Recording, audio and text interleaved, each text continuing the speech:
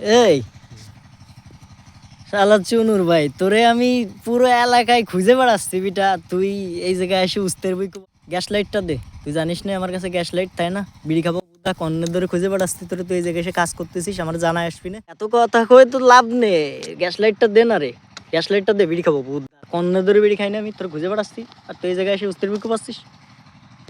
শালা তোর মাথা আমার মাথায় একটা ঘষা দে আগুন জ্বালা। তুই জানিস না আমি সিগারেট খাই না। বালে বালে ঘষা লাগলে কি আগুন জ্বলে রে? গ্যাস লাইট দে তুই। পাথরে লেগে যদি আগুন ধরে লাগবে হতে হবে না কেন? সিস্টেম বাইর কর।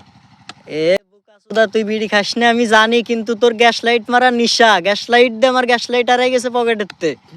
তোর কাছে কি এমনি এমনি গ্যাস লাইট চাচ্ছি আমি? এটাই তো আমার ব্যবসা রে ভাই, এটাই আমার ব্যবসা ভাই। কাজের সামনে ডিস্টার্ব করিস না।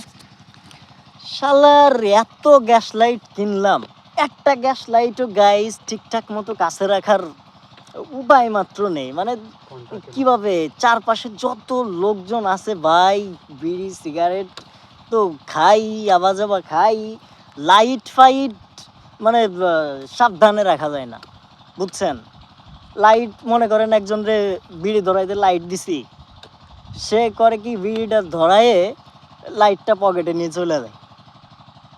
মাগার বাড়ি এসে যখন বাড়ির লোকজনরে আড়াল কইরা ফাঁকায় বিড়ি খাইতে আসি, তখন পকেটে হাত দিয়ে দেখি লাইট নেই।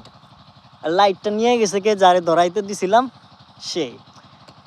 এই মানে লাইট চোরদের জ্বালাই লাইট আর কাছে রাখা যায় না। তো কি বলবো, দুঃখের কথা বইলা তো কোনো লাভ নাই। যাদের গ্যাস লাইট হারাই, শুধু তারা এই দুঃখটা বুঝতে চায়।